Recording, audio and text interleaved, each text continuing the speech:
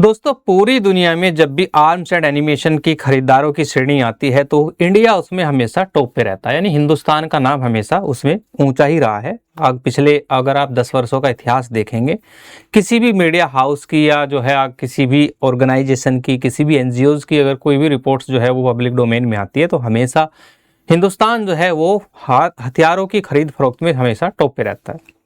इसके बाद भारत के मीडिया हाउसेज प्लस जो हैं अलग अलग जो ऑर्गेनाइजेशन हैं वो हमेशा ये कहती हैं कि भारत में आत्मनिर्भरता की कमी है। यानी भारत जो है कभी भी हथियार बनाने को लेकर, यानी जो है आपका आर्म्स एंड एनिमेशंस जो मैन्युफैक्चरर कंपनीज हैं या उनको जो सपोर्टिव जो रोल है गवर्नमेंट का वो हमेशा कमज़ोर रहा है। इस वजह से हम जो है इंडिपेंडेंट नहीं हो पाए हैं। इसीलिए हम दुनिया के अलग अलग जो देश हैं जो आधुनिक हथियार बनाने की श्रेणी में हमेशा अग्रणी रहते हैं, उनसे क्या करते हैं, हथियार खरीदते रहते हैं, क्योंकि हम आत्मनिर्भर नहीं हैं।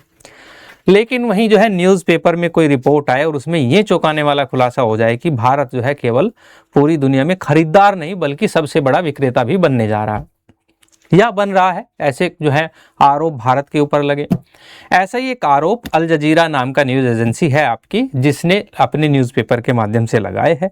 इसने एमनेस्टी इंटरनेशनल का सहारा लिया है। एमनेस्टी इंटरनेशनल, जिसके बारे में हम आगे बात करेंगे, जो कि ह्यूमन राइट वायलेशन पर काम करता है। अल जजीरा ने अपने न्यूज़पेपर में ये बोला है कि भारत ने 2017 से लेकर अब तक जो है इजराइल जैसे देश को सबसे ज़्यादा हथियार बेचे हैं। ऐसे कहीं बिल्कुल इजी लैंग्वेज में, यानी सबसे बड़ा जो है हथियारों का विक्रेता रहा है, यानी सबसे ज़्यादा हथियार बेचे हैं वर्ष 2017 से लेकर अब तक।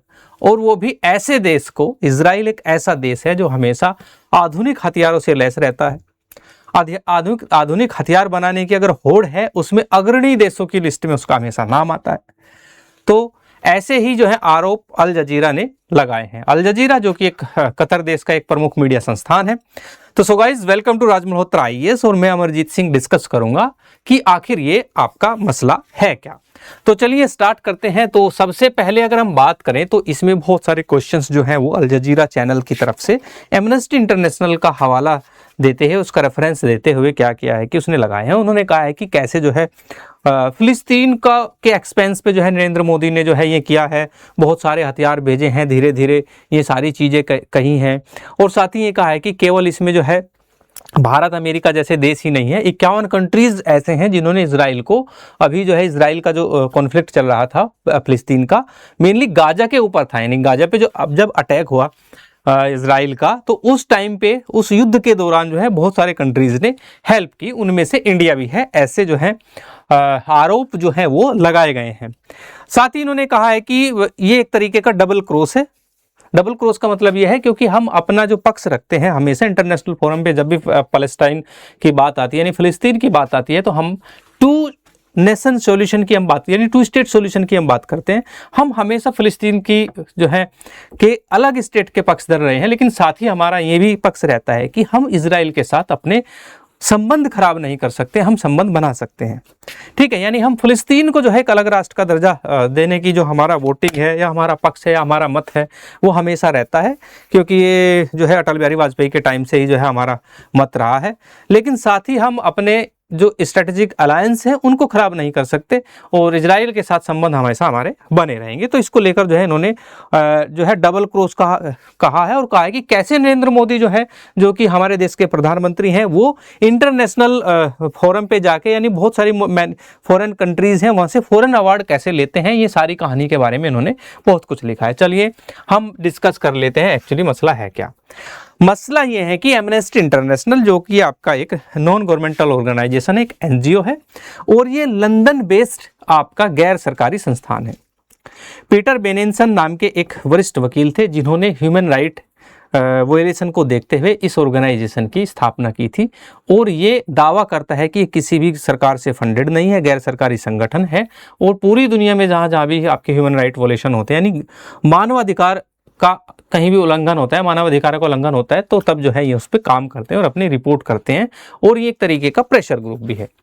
ठीक है, तो उनके लिए आवाज़ उठाना, ह्यूमन राइट्स एक्टिविटीज़ जहाँ पे जो है होती हैं उसके लिए काम करते हैं ये सारा काम है। तो इन्होंने कहा है कि इन्होंने जब क्रॉस चेक किया, हालांकि देखिए ऐसा तो है नहीं कि भारत जो है पूरी दुनिया में बता के या पूरी दुनिया में कह के कि भाई मैं जो है इतने जो है टैंक और इतने जो है मैं आर्म्स एंड एनिमेशन इजराइल को भेज रहा हूँ, ऐसे तो होता नहीं है। भेजे होंगे शायद, लगता है। तो इसमें क्या है कि इन्होंने जब एनालाइज किया तो इन्होंने पाया कि नियर अबाउट 2596 यानी 2596 शिपमेंट ऐसी थी जिनमें weapons, ammunition, parts and components थे जो इंडिया से इजराइल भेजे गए हैं लेकर अक्टूबर 7 से वर्ष 2023 तक। ठीक है, इन्होंने ये अपना जो है अपना आंकड़ा दिया है। साथ ही इन्होंने कहा है कि Indian companies have supplied Israel military suppliers with at least, यानी इसमें जो है 3,90,516 जो है स्मॉल आर्म्स पार्ट है, यानी जो आर्म्स एंड एनिमेशंस होते हैं उनके छोटे पार्ट हैं। जैसे कोई आप कोई गन है उसका कोई पार्ट है, तो छोटे पार्ट जो है उनकी संख्या इतनी इन्होंने बताई है। और साथ ही एक्सप्लोसिव ऑर्डिनेंस कंपोनेंट की हम बात करें, जो बम वर्षक आपके जो विस्फोटक हैं उनकी हम बात करें, वो लगभग इन्होंने 5,64,970 अपनी रिपोर्ट्स में बताए हैं। और साथ ही 298 कंपोनेंट्स फॉर मिलिट्री व्हीकल्स, यानी मिलिट्री व्हीकल्स के लिए जो टैंक्स वगैरह और जो आपके ट्रक्स वगैरह होते हैं उनके जो कंपोनेंट्स हैं वो युद्ध के दौरान इजराइल को सप्लाई किए हैं, ऐसा एमनेस्टी इंटरनेशनल कहता है। ठीक है, अब इनकी अगर हम बात करें, जो आपका एमनेस्टी इंटरनेशनल है, तो एमनेस्टी इंटरनेशनल की अगर हम बात करें यहीं पे कि इन्होंने इसको पहचाना कैसे कि भाई ये गए हैं। देखिए होता क्या है कि एक जो है यूनिक कोड होता है, जब भी शिपमेंट होता है उसमें एक यूनिक कोड होता है जिसमें जो है आपके ये 2 टाइप्स ऑफ कोड इन्होंने जो है वो देखे, अपनी जांच में पाया। उस कोड पे एक नंबर होता है, जो नंबर स्पेशली जो है वो जो आम लोग होते हैं उनके जो है सामान से अलग रखा जाता है। स्पेशली जो मिलिट्री आपके मिलिट्री सर्विसेज के लिए सामान होते हैं उनके लिए जो भेजा जाता है, जैसे कि आर्म्स एंड एनिमेशंस का अलग हो जाता है और व्हीकल वगैरह अलग होता है। तो 2 कोड जो है इन्होंने फाइंड किए शिपमेंट में, और उनसे जो है एक आइडिया लगाया कि इतनी खेप जो है हथियारों की वो भारत से इजराइल भेजी गई 2017 से लेकर अब तक का इन्होंने डाटा इसमें दिया है। तो ये सारी कहानी जो है एमनेस्टी इंटरनेशनल ने दोस्तों बताई है। साथ ही हम बात करें, एग्नेस कालमार्ड हैं, ये सेक्रेटरी जनरल हैं आपकी एमनेस्टी इंटरनेशनल की। थोड़ा सा इनका मैं हिस्ट्री बता दूं आपको। ये फ्रांस की में जो है जन्मी है, अभी जो है 63 ईयर्स ओल्ड हैं और स्टार्टिंग में as a human right activist इन्होंने काम किया और अभी सेक्रेटरी जनरल के पोजीशन पे एमनेस्टी इंटरनेशनल में काम करती है। इन्होंने कहा कि India manufacturer and supplier weapons transfer to Israel through its ownership and control of key supplier companies, यानी इन्होंने कहा है कि भारत की उन जो कंपनीज से सामान सप्लाई किए गए हैं जो गवर्नमेंट ऑफ इंडिया की ओन कंपनी है। ठीक, अब मैं इसमें नाम नहीं ले सकता यहाँ पे कौन कौन सी कंपनी है, इनको खैर पता होगा कौन कौन सी कंपनी है। तो जो गवर्नमेंट ओन कंपनी होती है भारत सरकार की, उनसे सामान भेजा गया है, ऐसा जो है एग्नेस कालमार्ड ने बताया, जो एमनेस्टी इंटरनेशनल की जो है सेक्रेटरी जनरल है। साथ ही उन्होंने कहा India has not only failed to regulate armed export to Israel by private companies in accordance with international law and standards. इन्होंने कहा है कि खाली जो है अगर केवल जो है भारत जो इंटरनेशनल रूल्स एंड रेगुलेशंस हैं, जो आपके अंतर्राष्ट्रीय कानून है, उनके वोलेशन में तो फेल हुआ ही हुआ है, लेकिन इसके साथ साथ इसने किया क्या है कि इसने अपने जो है ना but it has also depend it's defence partnership with Israel. लेकिन साथ साथ इसने क्या किया कि उसमें तो फेल हो ही गया, चलिए कोई बात नहीं, लेकिन इसने इजराइल के साथ जो है वो अपने घनिष्ठ संबंध बना लिए हैं। चलिए, इजराइल के साथ घनिष्ठ संबंध बनाना कोई बुरी बात नहीं है। इजराइल जो है एक खुद मुख्तार मुल्क है और एक मुल्क दूसरे मुल्क के साथ अपने जो है स्ट्रेटेजिक अलाइंस यानी सामरिक संबंध बना सकता है। ठीक है, इसमें कोई बुराई नहीं है। तो ये इनका आरोप ऐसा है, इन्होंने कहा है कि इन्होंने अपने संबंध ठीक करने के लिए पूरी दुनिया में जो है इजराइल में जब युद्ध चल रहा तो उनकी हेल्प की थी हथियारों के साथ में। तो ये इनका कहना है। खैर चलिए, इसमें हम आगे की बात करें। फिर दूसरा इंस्टीट्यूशन है जिसका नाम है सिप्री। सिप्री की रिपोर्ट आप जानते ही हैं, पूरी दुनिया में जहाँ भी आर्म्स एंड एनिमेशंस का इस्तेमाल होता है, कहाँ कितना बनता है, कितना जाता है, और यही सिप्री ने बताया था कि भारत सबसे बड़ा खरीदार है।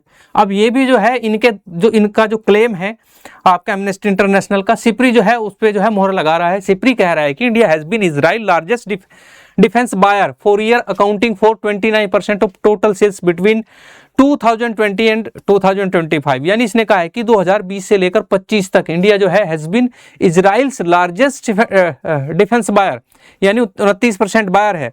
और इसके बाद इन्होंने कहा है कि रसिया फ्रांस के बाद जो है इजराइल तीसरा सबसे बड़ा बायर है, कि 15% जो है सामान खरीदता है भारत से जो आर्म्स एंड एनिमेशंस होता है। वहीं इसने कहा है कि Sipri data show that during the same periods Israel ranked third among the India's armed selling countries accounting for 15%।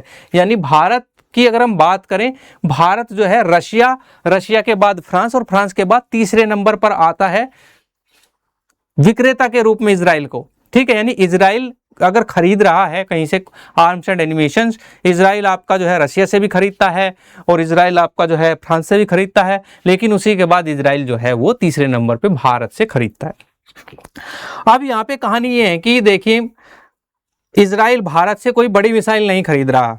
ठीक है, इजराइल भारत से कोई फाइटर जेट नहीं खरीद रहा है, इजराइल भारत से बहुत बड़ी न्यूक्लियर जो है सबमरीन नहीं खरीद रहा है क्या कि भारत में क्या होता है कि जो आपके छोटे छोटे जो पार्ट्स होते हैं वो, क्योंकि यहाँ पे क्या है कि फैक्टर जो कॉस्ट है वो थोड़ी सस्ती है, इसलिए यहाँ पे सस्ते बन जाते हैं। लेबर कॉस्ट यहाँ पे जो है भारी मात्रा में लेबर है और हमारे पास कैपेसिटी है छोटे पार्ट्स बनाने की बहुत ज़्यादा, तो इजराइल ही नहीं बहुत सारे अलग देश भी हैं जो यहाँ से खरीदते हैं सामान, इनको ये बातें नहीं पता है। ठीक है, तो कहानी ये है कि छोटे छोटे जो पार्ट्स होते हैं, जैसे व्हीकल का कोई पार्ट्स है और टैंक्स का कोई पार्ट है, गन का कोई पार्ट है, और छोटे छोटे जो है एक्सप्लोसिव भी जो है जाते हैं, जो छोटे छोटे विस्फोटक होते हैं वो भी यूज जो है भारत में बनते हैं और वो जाते हैं। कहानी ये है, इनको समझ नहीं आ रही है एक्चुअली। चलिए खैर, इन्होंने बता दिया है। तो ये सारी चीजें होती हैं। ये डाटा कह रहा है कि इजराइल्स बिगेस्ट आर्म्स बायर, और 2018 से 22 का यहाँ पे डाटा जो है दिया है सिप्री ने, उसमें कहा है कि 2018 से 22 का अगर हम डाटा लें तो यहाँ पे ये 1197 है, दिखाई नहीं दे रहा होगा, ये मैं लिख देता हूँ। 1197 जो है मिलियन डॉलर का जो है यहाँ पे व्यापार हुआ है। उसके बाद Azerbaijan, Philippines, United state, Vietnam, Canada, Thailand, Germany, UK, Singapore, ऐसे करके जो है ये। तो 2018 से 22 का 35 कंट्रीज का डाटा लें तो उसमें इंडिया टॉप पे है। चलिए खैर, हम अपनी बात करते हैं कि इन्हीं सब के चलते भारत के प्रधानमंत्री और जो हैं वहाँ के जो राष्ट्राध्यक्ष हैं जो है नेतन्याहू, उनके वो क्या कह रहे हैं, वो कह रहे हैं, देखिए अभी जो है नरेंद्र मोदी पिछले कुछ दिनों पहले गए थे, विजिट किया था इन्होंने इजराइल में। इन्होंने वहाँ पे क्या कहा था, इन्होंने कहा था कि acknowledge the significant growth of defence cooperation between the two countries both in scope and scale, क्योंकि इन्होंने कहा था कि दोनों कंट्रीज के बाद बहुत सारे स्कोप हैं और एक हम और बहुत बड़ा स्केल है आपस में कोऑपरेशन का, तो इसलिए हम फ्यूचर में भी क्या करेंगे, जितना भी हो सकेगा डिफेंस कोऑपरेशन के लिए रोड मैप तैयार करेंगे। ठीक है, तो ये दोनों देश क्या करेंगे, आगे का रोड मैप तैयार करेंगे। खैर, आप बताइए कि ये जो न्यूज़ में चल रहा है कि भारत सबसे बड़ा जो है बायर है, सबसे बड़ा जो है वो विक्रेता है, सेलर है, तो अगर भारत सबसे बड़ा जो है सेलर है तो आपकी राय में क्या ये सही है या गलत है? क्या हमें जो है अपने जो आर्म्स एंड एनिमेशंस की जो सेल है उसको बढ़ाना चाहिए? क्या भारत में ही जो है बहुत भारी मात्रा में आर्म्स एंड एनिमेशंस का मैन्युफैक्चर होना चाहिए, मैन्युफैक्चरिंग होनी चाहिए? तो अपनी राय हमें कमेंट बॉक्स में ज़रूर बताएं और ऐसे इन्फॉर्मेटिव वीडियोज़ को देखने के लिए हमारे चैनल को लाइक करें, शेयर करें और सब्सक्राइब करें।